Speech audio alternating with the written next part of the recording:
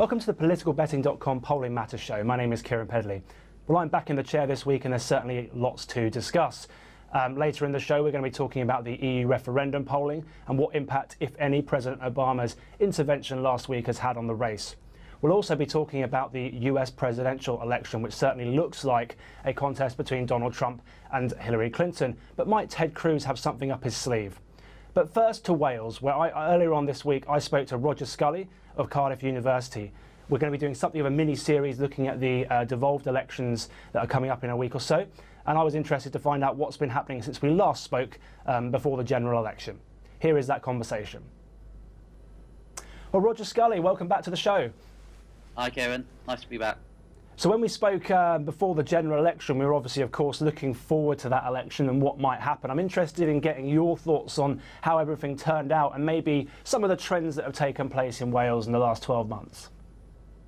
The general election, I think we saw a slightly surprising result in Wales. Labour had been expecting to gain seats, in the end made a net loss of one.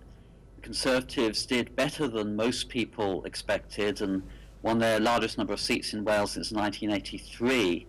And I think the other major notable thing in Wales in the general election was UKIP, getting more than 13% of the vote in Wales and holding every deposit, whereas in Scotland, by contrast, every single candidate from UKIP lost their deposit.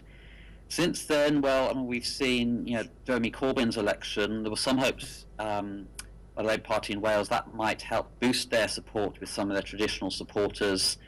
Not much sign of that, really. There was a very brief Corbyn bounce, which disappeared by the time of the subsequent poll.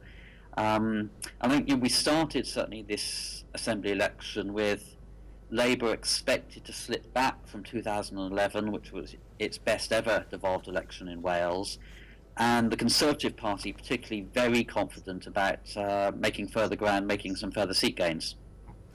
I'm looking at a chart that YouGov have put together, and it does seem to suggest that Labour have been on something of a decline in Wales in terms of the Assembly elections, at least. I mean, what do you put that to? Is that, as you say, is that just about the fact that the party had a very good election last time? Yeah, I mean, I think Labour in 2010, in the general election, had its worst vote share in Wales since 1918, worse even than under Michael Foot. But it recovered with amazing rapidity after that general election, almost as soon as the ink was dry on the coalition agreement in London, and Labour was no longer associated or tarnished by association with an unpopular government in London. And that carried it through to a very successful result in 2011 and the Welsh local elections in 2012. But I think a lot of that support was really pretty soft, and Labour has gradually been slowly edging downwards since then. They had a disappointing 2014 European election in Wales, a disappointing general election, and at the moment, the polls are suggesting, the most recent one, that Labour could well possibly actually experience, at least in terms of vote share, its worst ever Welsh Assembly election a week on Thursday. Let's talk about the Welsh Assembly election because, as ever, it's a devolved election, so the electoral system is very different to what we see in Westminster elections, for example. So there's 60, I mean, you correct me if I'm wrong here, there's 60 Assembly members, 40 of them are elected, and these are elected through AMS, Alternative Members System, additional member system, sorry, 40 constituency members, 20 regional. And I was looking at one of your projections. I mean, as you mentioned, it seems that there'll be a decline in Labour's vote share from last time. I mean, what's your projection for what that might mean in terms of seats? Because presumably, yes, declines and increases in vote shares are important, but also the system is important too. Yeah, and the key thing to remember about the system in Wales is that only 1/3 of the seats are regional list seats, which means, compared with Scotland, for instance, where it's 43%, the system is significantly less proportional. And it's quite possible that the Labour Party, could maybe get its worst ever vote share across the two ballots in the Assembly election, yet still end up with very close to half the seats in the Welsh Assembly. For Labour to really suffer serious damage in terms of seat losses in the Assembly election, it would need to be, I think, under pressure on two fronts, from both Plaid Cymru and from the Conservative Party. Now, 2-3 months ago, that was looking possible. That's looking less likely now. Not because of Plaid Cymru, who generally seem to be having quite a good Assembly election campaign, but the Conservatives, their sort of prospects seem to have worsened considerably in the last couple of months. Much of that is down to the general problems the Tory party has been having right across Britain, which most viewers will know about, but also the sort of specifically Welsh dimension, the problems to do with Tata Steel, and many voters in Wales apparently being distinctly unimpressed by the Conservative UK government's response to that crisis. So, I think a couple of months ago the Conservatives were very confident about making additional seat gains in Wales in this Assembly election. Their prospects of doing that now, look significantly less bright. And it's worth looking at your projection in terms of what the seats will end up looking like. So at the moment, we should remember Labour are on 30 out of those 60 seats, the Conservatives 14, Plaid 11, the Welsh Liberal Democrats on 5. And I think a recent projection that you put forward had Labour on 28, so down 2, but as you say, not necessarily taking a pummelling. The Conservatives down 4 to 10, Plaid up 2, the Lib Dems down 3, but UKIP up 7 from 0. I mean, what's going on with UKIP? Yeah, I mean, UKIP prior to 2014 had never really done much in Wales. In the 2012 Welsh local elections, for instance, they didn't win a single councillor in Wales. But, 2014 European elections had their first real breakthrough. They very nearly won Wales, did pretty well in the general election last year. Now, why is this? I think UKIP in Wales are taking votes from all of the other parties, but if you look at the serious research that's been done on UKIP by people like Rob Ford and Matt Goodwin, they talk a lot about the left behind, sort of economically insecure, economically disappointed people, often living in declining communities in terms of their economic prospects. And of course, we have an awful lot of those people and places in Wales. And whereabouts in Wales do UKIP do well? I mean, one imagines the deprived areas in the valleys where traditional industries have declined and things like that, or is it in more, the sort of English-speaking areas? I mean, is there a particular geographical concentration of their vote, or is this just a kind of consistent 10 to 15% or above that they're getting? Well, at the general election, UKIP's vote was the most evenly distributed of any of the parties. They held every single deposit in all 40 Welsh constituencies, 20% in any constituency. Their 5 highest vote shares were all in the South East Wales electoral region, which I think is one of the reasons why I think it's almost certain that UKIP are going to win at least one regional list member in South East Wales. And actually, I'm interested that UKIP's highest single vote share, almost 20%, was actually in Islwyn, which is, of course, is Neil Kinnock's old parliamentary constituency. And what about Plaid? Because one of the questions I always get asked, and you're the expert here, not me on Wales, is they look at Scotland and they see the surge the SNP's had, and there's lots of obviously Scottish specific reasons for that. But then the natural question follows: why aren't Plaid doing as well as the SNP are in Scotland in Wales? What do you? I mean, at the same time, it does seem like Plaid are having a good Assembly election campaign, as you've mentioned. So, where do you see them at the moment? Where are the Welsh nationalists? Yeah, at the moment they seem to be having a relatively good campaign, but they're starting from a much lower base than the SNP. Again, people often forget in the first devolved elections in '99, across the 2 ballots, Plaid Cymru actually had a higher share of the vote in Wales than the SNP did in Scotland. But since then, the 2 parties have moved in very different directions.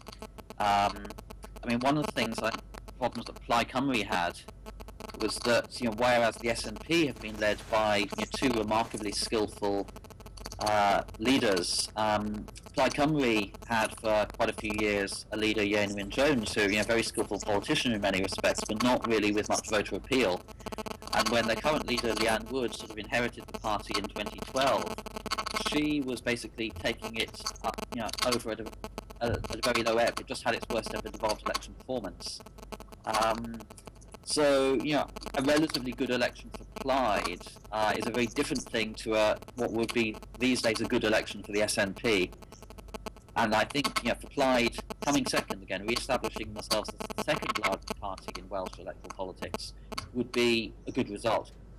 And of course, all eyes are looking ahead in the UK-wide sense at the EU referendum campaign. And again, to make that comparison to Scotland, if that's not too disparaging, what does Welsh public opinion say on the EU referendum? Does it closely match England, or do Welsh voters, are the Welsh voters strongly Remain as we see in Scotland? I think there's a pretty consistent pattern if you look across the different nations of the UK, that there are clear Remain leads in Scotland and in a few polls done in Northern Ireland, and England and Wales look much closer. I mean, on average, I think Wales is possibly marginally more pro-Remain than England. The poll we have out this week, I think, had a 3 or 4 point lead for Remain, but there really isn't a great deal in it in Wales, just as there isn't in England at the moment. So when we look ahead to the Assembly election results, I mean, who do you see being the big winners and losers, and what are the things that you're looking out for as an expert on Welsh politics? Well, I mean, first of all, does Labour come first again, as they've done in 36 of the last 37 Wales-wide reasonable assumption they will, I suppose. 1922. I think it's a fair bet that Labour will come first, but by how much? How much does their vote decline and their seat numbers decline? Who comes second? How big an impact do UKIP actually make? And then the final big question, I think, is, are the Liberal Democrats still there as a party? They've been the fourth largest party at every Assembly election thus far, but they've had a really difficult time in Wales the last few years. It's by no means inconceivable, although probably still unlikely, that they could actually be wiped out in the Assembly election. And just in closing, you mentioned the Port Talbot steel crisis. Presumably that's having a huge impact on Welsh politics at the moment. I mean, how do you see that playing out now and in the longer term? Well, that has dominated much of the Welsh news, not just political news, over recent weeks. As I said, the polling evidence we have is that the Welsh public have been strikingly unimpressed by the Conservative UK government's response to that. And I think that clearly is not helping the Conservative Party. I mean, more generally, we'll have to see how this whole crisis plays out. And for the sake of the work,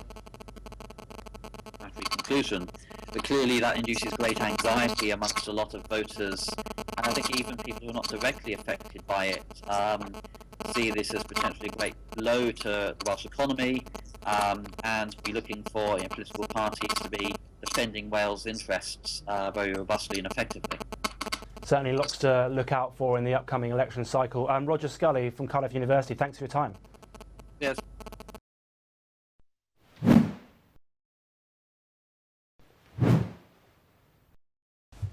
Roger Scully from Cardiff University there. Well, I'm joined now by Mike Smithson of politicalbetting.com and Rob Vance of Penshow and Burland to discuss the EU referendum campaign and, of course, events across the pond. But before I do, Mike, what was your perceptions of some of the insights Roger had to share with us?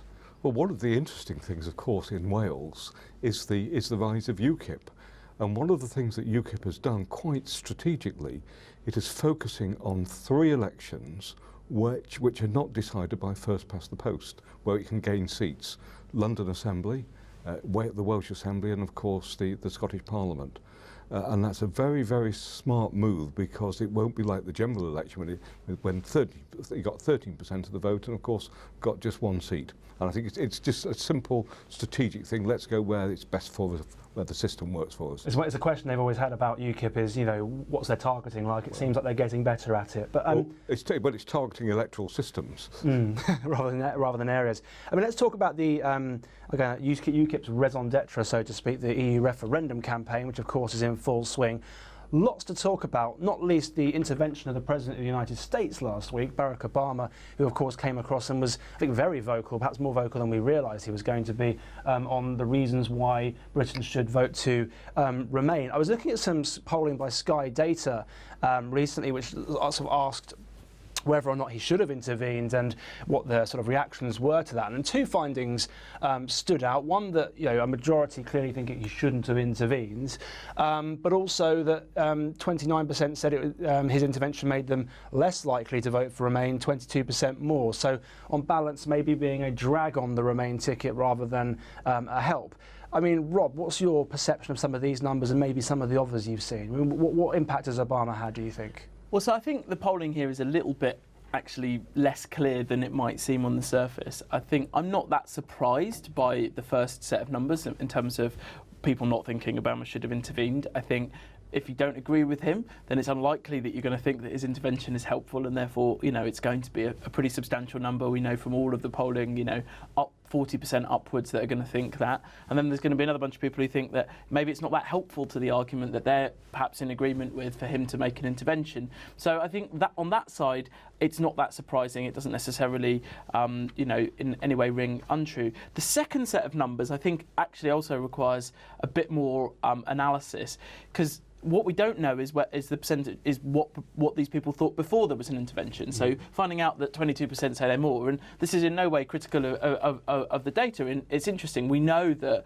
there are lots of that the propensity to vote is important, as well as just persuading people to vote. Well, I think there are numbers in brackets here that say there's plus 12. So the viewers will see that -3 for more, plus 12 for less, indicates some sort of tracking before and after. So I guess the people that think they're less likely to vote Remain has increased a little bit. But I mean, how much importance do we put on this more or less likely to vote a certain way? Because it's you either do or you don't. Well, I think most of the figures that I've seen suggest that a really key decisive factor in this, rather than, as it were, persuading the undecided, which obviously is important in all elections, but it seems like differential turnout is likely to play a huge role. And therefore, I think rather than perhaps the analysis of this specific intervention, what's interesting is to look at the response of each of the campaigns to the intervention. And here, what you can see is it seems like the Obama effect isn't really playing out with the swings, isn't really playing out with the undecideds. It's much more about playing it out with the base of either campaigns in terms of getting the turnout up. I refuse to believe that, in a sense, going after the messenger and saying, well, Obama would say this because his Kenyan background and colonialism and this kind of debate, that sounds to me like much more an argument for, with the greatest respect, the base of support of Farage in this campaign, rather than, if you like, the swing undecided voters in the middle. I think it would be a strange strategy to start going after Obama in that kind of way, rather than saying, than making a positive case, which I think is more likely to be effective with the swings. I also find the Sky questions could arguably be leading. The fact that you're raising the issue, you're implying there might be something wrong with it. Yeah, I mean, I think those sorts of that sort of questioning, I don't think it helps us. What helps us most, of course, look at the voting intention. Yeah. How's that changed? Yeah, and I think it's interesting. I mean, I think it's intuitive that that Sky would get a result which says that, broadly speaking, the majority of people, in a sense, don't find the intervention helpful. That a lot of people, it's kind of, confirmed them in their view, or, and particularly if they're against it, it's kind of driven them more to that kind of position. It's perhaps lowered their opinion of Obama. I think a more interesting and useful bit, which I think we've now perhaps seen a bit more analysis, or we will over the next couple of days, is something exactly along the lines of what Mike's suggesting, which is, do you recall this intervention? Did it, is there any discernible impact in terms of the trends in the polls? And there, I think, actually, the most likely thing we're going to see is a strengthening of the base of support on either side of the campaign, and actually very little movement in the middle. I think what's interesting is the media narrative. It came after 10 days, really, after a rocky period, the Remain campaign having quite a lot of dominating, headlines, with Osborne's announcements, with the IMF and the World Bank, and all these sort of, series of announcements culminating in Obama. And then, frankly, I think pretty weak fight back in terms of winning over swings and undecideds over the weekend from Vote Leave. So, I wouldn't be. I'd be interested in Mike's view of where the numbers are at now. I mean, let's come to the numbers in a moment. But I suppose one observation before we do is that just because someone shouldn't do something doesn't mean that it doesn't have an impact on you, I suppose. So the majority might think that Obama shouldn't have intervened, but begrudgingly they'll accept his opinion because he's the president of the United States. I mean, Mike, this is slightly an out-of-date chart, as we talked about off air. But I mean, what has been the impact on the headline horse race figure on Obama's Well, there have been intervention? 3 polls which have been when the field work's been carried out fully since Obama's intervention, and in all 3 cases the Remain position has got worse and the Leave position has got better. We had the ICM poll, which the online one, which was a 1% lead, now move up to 2%. Okay, those are only minimal margin of error ones. ORB saw sort of a 3% difference in the Remain lead, and we've also got the Ipsos Mori poll, which has got again a similar 2-3% move move. But again, this is all margin of error. I mean, but they are moving in a similar direction. On the other hand, the previous 6 polls had all been going in the other direction. The previous 6 polls had all seen moves to Remain.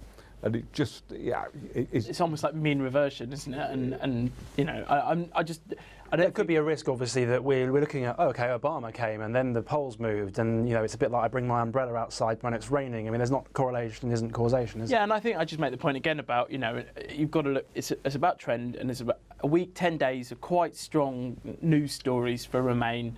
And then possibly, maybe a bit of a negative at the end of it in terms of people being, you know, oh, butt out, you know, this is our campaign, what's he got to do with it or whatever. But I think actually for as many people that thought that, there's potentially quite a few undecideds who are like, you know, this sort of growing number of voices who are variously respected, who I think are coming out on the other side, and to dismiss them in the way that Farage and Boris Johnson did over the weekend, for my money, I think was probably a poor play in terms of, you know, speaking to the undecideds. I mean, I think they've made a mistake. In my opinion, they should just try and kill the story as quickly as possible, rather than continuously try and attack a really, really popular president of the United States in the UK. My view would be like, in a sense, we neither we nor the British people care what this guy says. We're focusing on a positive thing rather than vote fear or whatever. You know, dismiss it in terms of it not being, in a sense, the right argument rather than shooting the messenger. Would have been my advice. I mean, what do you think the long-term impact of this intervention might be, Mike? I suppose to build on what Rob's saying, and there was an interesting Comrades poll actually out this week, which asked to sort of almost, well, it wasn't ranking, I think, but it was asking about a series of figures and the importance they would have on the race. And I think that, you know, Obama wasn't particularly important. The Queen was more important than him. Good luck on should she intervene? Good luck on securing that intervention. But I think the IMF and Mark Carney and people like this, were seen as the most important voices. And I suppose when you have that weight of opinion of these important people all going in one direction, that's got to tell in the end, even if it's not necessarily telling now. I mean, it all comes down to the final week, that period, in the third week in June when we go to vote. And the more negatives there are around, the more people, I think this is obviously the strategy of Remain, the more people will be that bit nervous about change. Change is a scary world. And I think one of the Obama things which which he has done, and that is this about the trade deal. Well, he might have been exaggerating about whether it would take years. Britain will go to the back of the queue, but it just again reminds people that Leave doesn't have a certain vision of what the world's going to be like, and I think that's the central point. But yeah, and I think from the vote Leave side, I think what's just curious is that I think one of the most effective arguments they have is that people don't like being scared into submission, if you like. You know, people don't. I mean, I think it's it's an effective argument for Remain, but that doesn't mean that people like it. So go after that and tell an upbeat kind of, you know, there's a better future tomorrow, all this kind of stuff. They need to keep on, I would suggest, on that kind of train of thought if they're going to win over these undecideds, instead of, you know, essentially going negative when your opposite, you know, they're not going to out-negative Remain, right? So. One of the things that we look at, Mike, of course, particularly is the odds, and the odds have been remarkably consistent, haven't they, in terms of what the bookies think is going to happen? Well, indeed. I mean, it's been about a 70% chance of Remain. It's moved up about 2 or 3 points, then it moved down 1 or 2 points, but it's stayed absolutely rock solid. And certainly the people who are investing money on this, and there's been a huge amount of cash. I mean, we're on Betfair alone, it's about £500,000 of match bets a day. That's serious money for a political market 8 weeks before an election. Their perception is, if you're people are risking the money, is that it's going to be, it is going to be Remain. There's another market I look at as well, and that's the value of the pound against the euro. And if the pound against the euro has seen it was declining quite considerably up to about a week ago, and has seen a marked move upwards. And again, that reflects a sort of a different an easing off of fear, I think, of leaving. Right? Yeah. I mean, Rob, do you think easing off of fear of more fear of leaving? I mean, Rob, when you see 70's always like 70% chance of Remain feels, as Mike says, pretty confident. I mean, is that misplaced confidence when we look at some of the polls which are neck and neck? Well, I was discussing this with someone yesterday, and it's one of those things where people's appreciation of probability varies wildly. Some people would look at a 70-30 probability and go, wow, you know, that's a pretty good one for Remain. But I think particularly those with a gambling mindset and those who, you know, as many of our listeners are, you know, keyed up in politics, like, they're not great odds if you're really a strong supporter of Remain, actually. And, you know, there is a significant number of undecided still out there, and there is a big uncertainty in terms of turnout, which means that, you know, I think those who are really committed to Remain really do have to work pretty hard in order to win this campaign in the next couple of weeks. I mean, let's move on to events across the pond. We had a series of primaries last night. I think this is the 5th or 6th Super Tuesday I think we've seen in this election campaign. So let's look at what actually happened. So we had, I guess, northeastern states this time, of course. Pretty conclusive, I think. You know, Hillary Clinton winning everywhere apart from Rhode Island, which is the smallest of them all, and sort of narrowly losing to Sanders there. Trump winning everywhere. And I think on the right-hand side of this slide, and just for the listeners' benefit, I'll read this out. We look at the delegates in terms of who won where, who won what, yesterday. Trump took 105 out of 118 delegates available. It is more winner takes all for the Republicans, but that's a really good night for Donald Trump, Rob, isn't it? It's a really good night for Donald Trump, but it's also a really good night for Hillary Clinton. I mean, for my money, both sets of primaries are pretty much wrapped up now. I think it's more or less inevitable that Clinton and Trump will be facing off in the general. I mean, I know that most of us have been assuming this for quite a while, but I think the probability of a contested convention is pretty much gone, and I think Clinton, sees the momentum back after a few kind of losses to Sanders and a definite fall off in momentum. I think she's sort of back on top in terms of being able to push on through and wrap it up. They should both wrap it up. It would still probably be June until mathematically it becomes impossible, but I think most commentators now view it as inevitable that Trump will get to the magic number in advance of the convention. So, really, actually, we've had a lot of these Super Tuesdays. I feel like this one feels more decisive than previously. I think Trump outperformed most expectations in terms of the number of delegates that he took in, and I think the way in which Clinton's victory speech kind of very, very clearly pivoted towards a Trump kind of fight and very much reaching out to Sanders and Sanders supporters, perhaps more importantly, I think for me marks quite a key kind of pivot in this election. Because, I mean, before we go back to Trump, I mean, on the Clinton side, as we've always said, the delegates are allocated proportionally, and then we can see this from yesterday, 194 to Clinton, 129 to Sanders.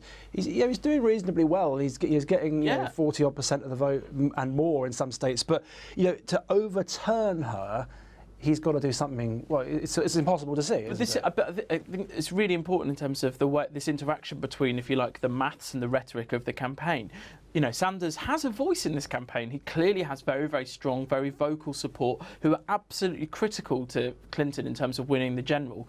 But that's what they are, critical in terms of winning the general. So it's about reaching out to them rather than going after Sanders and claiming that he's, the worst thing since whatever, Attila the Hun.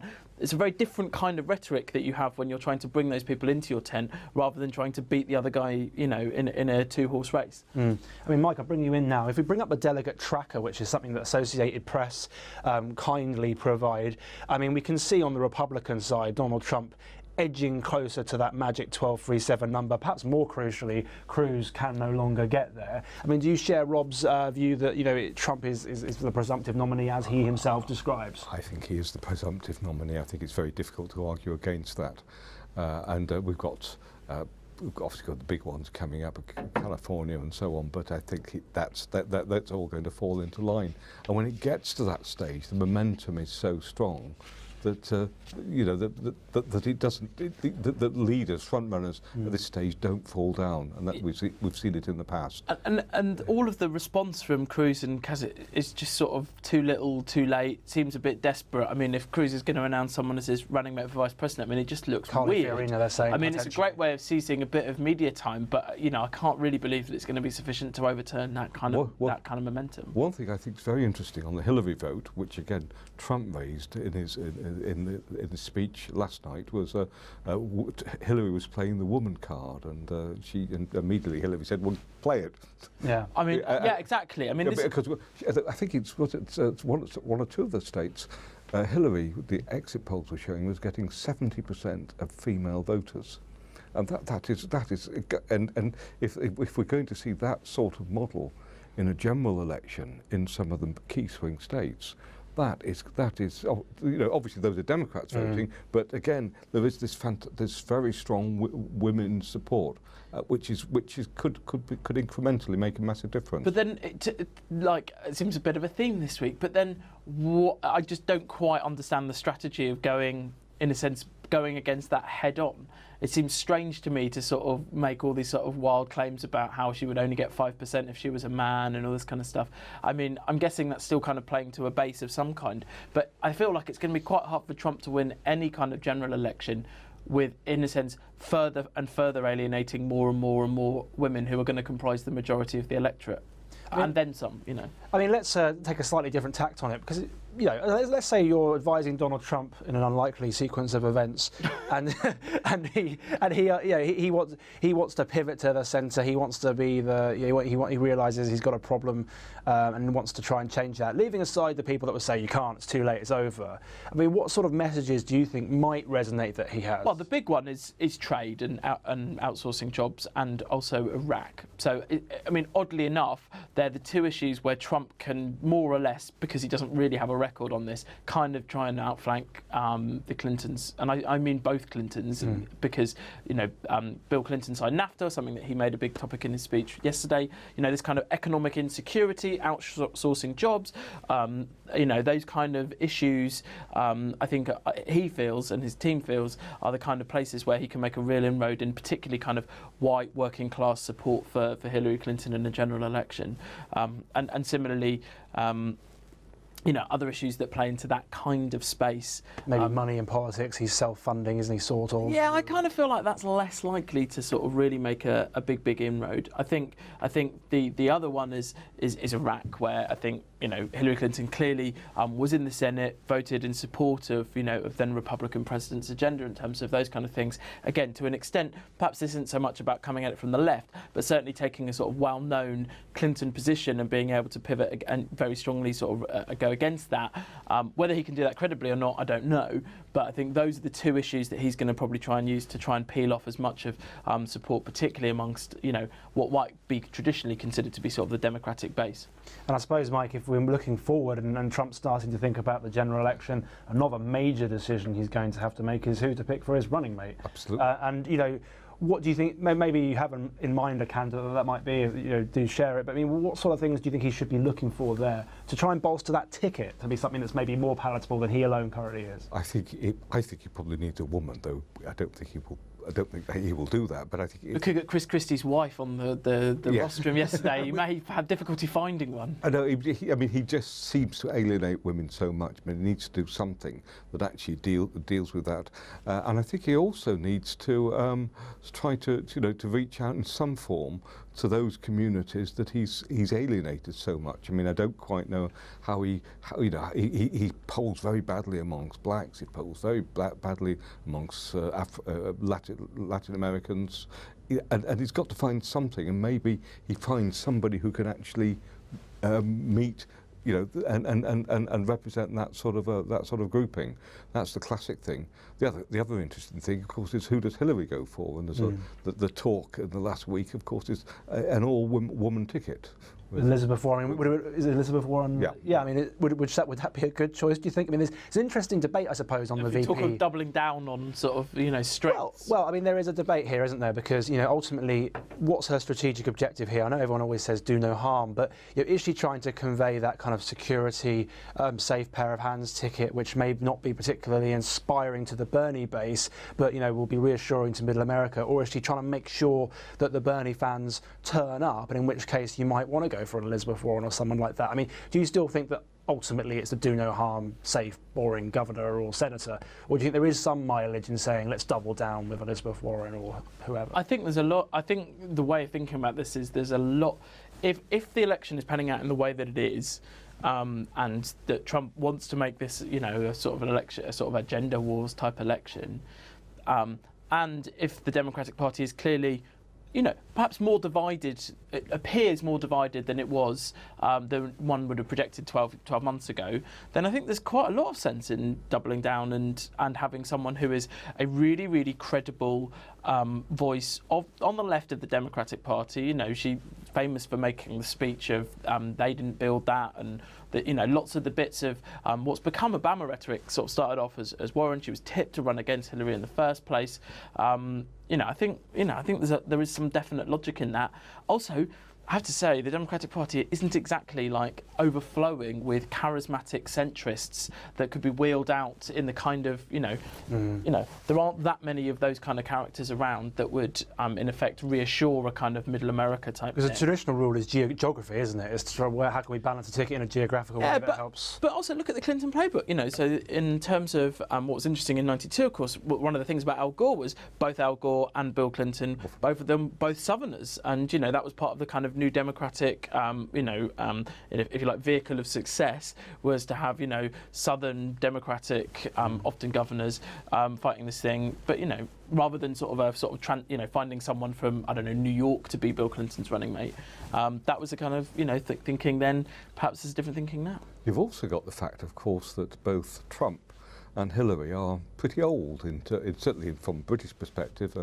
Late 60s by the time they're taking over. Whoever wins, they'll be close on 70. So the chances of the vice president stepping up to take over the job is probably going to be substantially higher. Certainly on an actuarial basis. But one of the challenges there is that what you don't want is for the debate to become too much about who the vice president is. So, for instance, I think that's one of the things that possibly counts against someone like the young Hispanic mayor of, I think it's Houston, is it Castro? Yeah. Who I think would be a fantastic candidate, but actually in many ways would draw attention to Hillary's age, and then I think a lot of it would become about him in terms of, the probability of someone taking over is all this more. I feel like Elizabeth Warren is similar enough in many respects to Hillary Clinton to feel like it would be that her taking over would be, as it were, continuity rather than a step into the unknown. And I think that's probably one of the things that makes Warren a more likely contender. I feel as we move on throughout the year, we might do a couple of dedicated episodes to some of the odds and the polling around, well, if there is any, around the VP choices. Let's spend the last couple of minutes, maybe 5 minutes or so, looking at events closer to home. We've obviously got the local elections. We talked about the Assembly elections with Roger, excuse me, a moment earlier on in this episode. I mean, a lot going on this week in the news cycle, isn't there, with the events today and, of course, Hillsborough and the junior doctors' strike. I mean, Rob, what's your assessment of the way the political narrative might go with everything that's been going on, or do you think really it's kind of already settled? So I think what's surprising is that the extent to which the coincidence yesterday of Hillsborough and the junior doctor strike meant that, to a large extent, certainly in terms of the 6 and the 10, the junior doctor strike wasn't getting the same kind of coverage that one might have expected, and which I suspect certainly the BMA may have feared, in terms of, very easy for media to to go cherry-picking stories that would suit a sort of perhaps a government agenda in terms of something going wrong. So that hasn't really happened, which I think is interesting. I suspect that means the strike's likely to go on for longer rather than, as it were, being sort of drawn to a sort of dramatic kind of point. I'm not sure exactly whose side that suits, but certainly it means that I don't think it's going to be a huge feature in terms of next week's elections. I think it's interesting the way in which Roger Scully was mentioning the steel dispute actually having a big impact in Wales. I suspect that's probably the news story that's going to have the biggest electoral impact of the last couple of weeks. Because there is a genuine... that crisis is genuinely hurting the Conservatives at the ballot box, isn't it? But if we assume Roger's right, so kind of, well, I think one of the key sort of things in as I understand it from Roger's account of it, a key kind of proof point in Welsh politics is like, is Labour competent to run Cardiff, and is how bad is the Conservative government in terms of its impact of its decisions in Westminster on Wales? And if you imagine that as a sort of tipping balance, then Labour's competence in running Cardiff is becoming relatively less important, and Conservatives, the salience of the Conservatives' control in London becoming more so. So I think that makes a really, really big difference. I think the politics of the strikes and Hillsborough and things like that, much, much harder to sort of interpolate in terms of having a big impact next Thursday. Will it even have an influence at the ballot box. I mean, Mike, what's your take on it? It's certainly been an eventful week. Absolutely. I mean, I think the biggest battle really domestically is London, and I think that Sadiq Khan, he's in the betting, he was about 90% chance, and there have been reports that actually they're getting really quite sort of nervous as they get closer. Remember, this is a very low turnout election, and it is exceedingly difficult to poll. What was it last time? I think it was 37% turnout. That was when you had Boris and Ken. You could see it getting down to 33, 32%, and I think that starts to get quite worrying for Labour. But we shall see. I suppose the notorious Bradley effect is the thing that I guess people would worry about, and that certainly, it feels like, I mean, I think it's fair to say the Conservative campaign's been very unpleasant in parts in terms of how they've tried to take on Sadiq Khan and label him as an extremist. But I suppose, leaving aside your political persuasion, they must have done that for a reason. They must have done that because they think it can work, whether you think that's morally acceptable. Yeah. So, I mean, do we think their campaign might have polling somewhere suggesting it's a good strategy? Oh, almost certainly. I mean, I think they will look at it and see that, the weakness as they perceive it. Let's be clear about this, the weakness amongst a certain group of voters, not just a weakness overall, but that weakness amongst people who are genuinely undecided between the two candidates. What is it that worries them about Khan? And they will have definitely got polling in terms of his religious affiliation and maybe his sort of the perception of his politics as being to the left of certainly a sort of Ed Miliband type figure. I mean, I happen to think that that's wrong, but I think that's why they will have done it. And in a low turnout election, there's everything to be said, as we keep on saying, for turning out your base rather than even focusing on those swings. So that's. It sounds desperate when Zach Goldsmith says some of these things, but I think it can be quite effective, as Mike's suggesting. The other interesting thing on the flip side is that this election is not that big a deal in terms of, people not excited about it. It's not that, There's not much difference between them on policy, if we're honest, is there? Cold, hard policy. Well, yeah, and let's face it, I mean, I think Boris has demonstrated that the powers of the Mayor of London to really do very much and to set a huge amount of agenda and to make really, really radical change is actually really quite limited. This is a relatively low-stakes election. Most people are seeing it through a national prism. That's certainly what the media are doing in terms of, can Jeremy Corbyn have a sort of, win and what ought to be a Labour election because London's a Labour city and blah, blah, blah. It's on those bases and, people don't see much policy difference. People aren't engaged with it. I think you'd be hard-pressed if you found someone on the street to even name one sort of standout policy of either of them. That leads to a low turnout election, as Mike says, and that means that people are really, this is about turnout rather than persuasion. And it's interesting, in the English local elections as well, turnout levels, I think that you're going to see a fairly low level. Miserably low. And that might just mitigate some of the losses that Labour was being projected it was going to have. I mean, I think it might hurt the Tories, it might hurt all the parties. Yeah, I mean, it's going to be a complicated one for the media to write up. Labour could come third in Scotland. I think it's still, pretty nip and tuck in terms of whether they'll come second or third there. It looks more credible than it once did, I think. Certainly. No, I think that's fair. The local elections are notoriously difficult for the media to write up because they're done on different cycles and, different bits of the country are having them elections at different times. But certainly it looks like Labour will lose seats because most of these elections were last held in 2012, which was a relatively good time for them. So, which media narrative people choose to pick up on, I think will make a big difference because it's going to be far from a consistent story. Certainly lots to look out for in the coming weeks. Next week we'll be playing the predictions game, but a big thanks to Rob Vance and Mike Smithson and, of course, Roger Scully from Cardiff University earlier in today's episode. Certainly lots to digest. Next week we're going to be talking about the results, the impending results in the elections that are coming up and making our own predictions on what might happen. Famous last words perhaps, but thanks for watching and listening, and stay tuned for more episodes of Polling Matters in the future, and also later this week when we're going to be talking about Scotland.